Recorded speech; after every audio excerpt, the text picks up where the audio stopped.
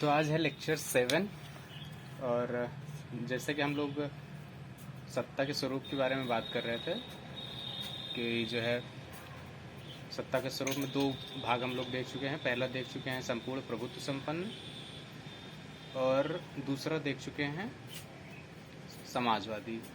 और आज हम लोग तीसरा उसका भाग देखेंगे जो है कि पंथ निरपेक्ष। पंथ निरपेक्ष या जैसा कि जो है प्रस्तावना में पंथ निरपेक्षता शब्द का प्रयोग किया गया है, जिसको कि सेकुलरिज्म कहते हैं। तो आखिर पंथ निरपेक्ष है क्या, इसका बेसिक अर्थ हम लोग एक बार देखते हैं कि पंथ निरपेक्ष का अर्थ क्या है। तो इसके अर्थ को अगर हम लोग देखें तो ये जैसा कि लिखा हुआ है, राज्य का कोई राजकीय धर्म नहीं होता है। जिस भी स्टेट की हम लोग बात कर रहे हैं या जिस भी देश की बात कर रहे हैं, वहाँ का क्या होगा कि कोई भी राजकीय धर्म नहीं होगा। वो देश किसी एक धर्म को मानने वाला नहीं होगा। सपोज करिए कि वहाँ कोई एक धर्म, चाहे वो हिंदू हो, मुस्लिम हो, सिख हो या ईसाई हो, या वो ऐसा कोई धर्म नहीं मानेगा कि किसी एक धर्म को मान रहा और वो वहाँ का राजकीय धर्म हो। दूसरी अगर इसकी विशेषता की बात करें तो दूसरा है धर्म के आधार पर भेदभाव नहीं होगा। तो उस देश में क्या होगा, उस राज्य में क्या होगा कि वहाँ पे धार्मिक आधार पर आपका भेदभाव नहीं किया जाएगा। वहाँ ये नहीं किया जाएगा कि किसी धर्म को, जैसे मान लीजिए हिंदू है, वहाँ हिंदू को किसी प्रकार का वेटेज दिया जाए और बाकी के धर्मों को किसी प्रकार का वेटेज न दिया जाए। तो वहाँ ये भी नहीं होगा कि वहाँ पे, या फिर मुस्लिम को किसी प्रकार का वेटेज दिया जाए और हिंदुओं को जो है वेटेज न दिया जाए। तो ऐसा नहीं किया जाएगा कि इसमें किसी एक धर्म के प्रति झुकाव नहीं होगा वहाँ का। तीसरी बात करें कि धार्मिक स्वतंत्रता का अधिकार। धार्मिक स्वतंत्रता से यहाँ तात्पर्य ये है कि वहाँ किसी भी धर्म को मानने की स्वतंत्रता होगी। वहाँ ये नहीं होगा कि आप किसी एक धर्म को मानने के लिए आपको बाध्य किया जाएगा। आप किसी भी धर्म को मान सकते हैं, तो उसका अधिकार आपको होना चाहिए। तो पंथ निरपेक्ष का बेसिक अर्थ ये निकलता है। अगर हम भारत के संदर्भ में अब इसकी बात करें भारत के संदर्भ में कि भारत में आखिर क्या है, तो जैसा कि भारत की प्रस्तावना में ही निहित है कि पंथ निरपेक्ष शब्द का प्रयोग किया गया है। और अगर हम अपने देश की बात करें, भारत की बात करें, तो यहाँ का कोई राजकीय धर्म नहीं अपनाया गया है। कि संविधान में ऐसा कुछ नहीं है कि जो है हम हिंदू को मानते हैं या फिर मुस्लिमों का हमारा देश है, तो कोई भी राजकीय धर्म नहीं है। तो इस प्रकार से ये एक पंथ निरपेक्ष देश है। तो इसका पहला क्राइटेरिया जो था कि राज्य का कोई राजकीय धर्म नहीं है, तो ये भारत के संदर्भ में हम देख सकते हैं कि पहला इसका क्राइटेरिया पूरा हो रहा है। दूसरा है कि समानता का अधिकार। तो समानता का अधिकार क्या है? समानता का अधिकार से तात्पर्य यहाँ पर यह है कि किसी भी धर्म विशेष को किसी प्रकार की विशेष सुविधा नहीं दी जाएगी। किसी भी धर्म विशेष को कोई विशेष सुविधा नहीं। तो समानता के अधिकार में ये है कि सारे धर्म जो है वो बराबर होंगे। किसी को भी राज्य की तरफ से किसी भी प्रकार का विशेषाधिकार नहीं दिया जाएगा या किसी भी प्रकार का अलग से बेनिफिट नहीं दिया जाएगा।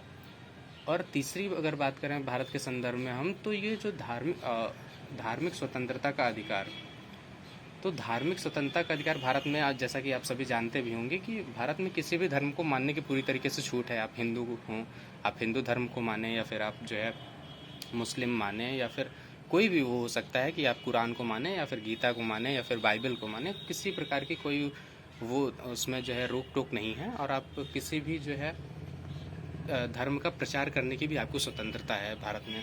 तो इस प्रकार से ये धार्मिक स्वतंत्रता भी है पूरी तरीके से।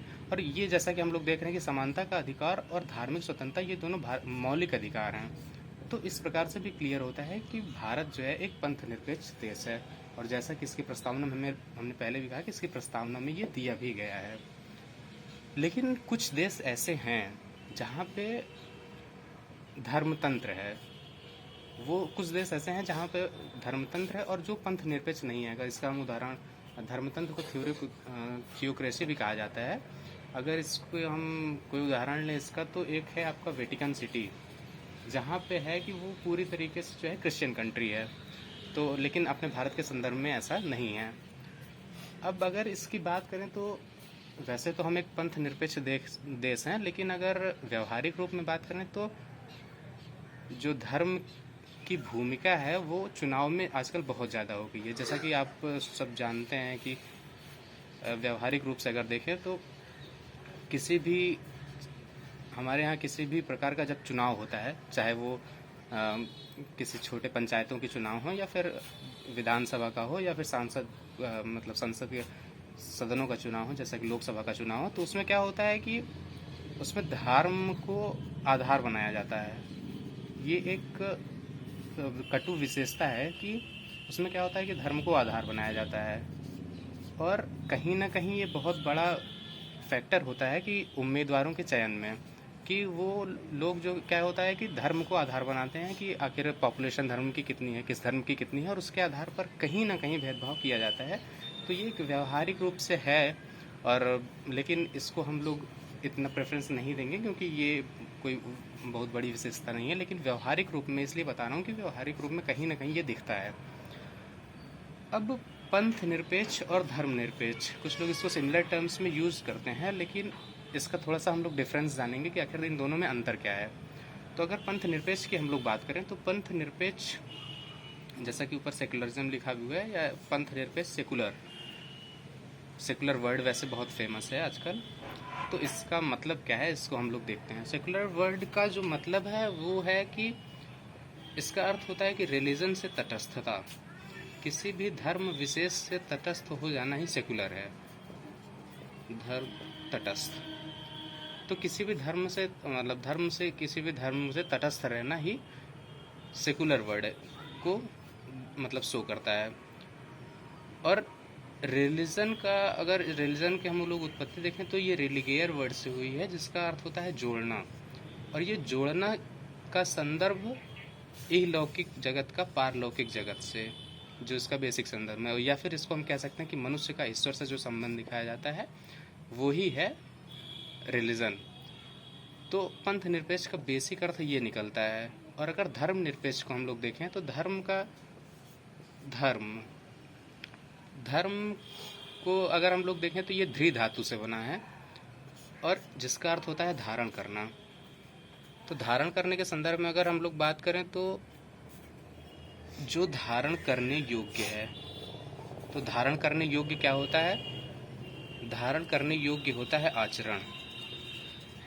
तो इसका बेसिक मतलब है आचरण से, कि हम किस प्रकार के, जैसे कि हम लोग किस प्रकार का आचरण करते हैं वो धर्म से संबंधित है। जैसे कि हमारा मानवीय धर्म क्या है, तो धर्म का बेसिक मतलब इन सब चीज़ों से निकलता है, ना कि वो किसी समुदाय से निकलता है या किसी भी जो है समुदाय को, जैसे हिंदू मुस्लिम या इन सब को नहीं वो शो करता है। तो धर्म निरपेक्ष होने का मतलब है कि आप इस जो ये आचरण है इससे निरपेक्ष होने की यहाँ बात है। तो इस वजह से प्रस्तावना में पंथ निरपेक्ष शब्द का प्रयोग किया गया है, धर्म निरपेक्ष शब्द का प्रयोग नहीं किया गया है। तो बस आज के लिए इतना ही, मिलते हैं अगले लेक्चर में संपूर्ण प्रभुत्व संपन्न के अगला जो उसका विषय है, चौथा पॉइंट, उसके साथ। तो आज के लिए बस इतना ही।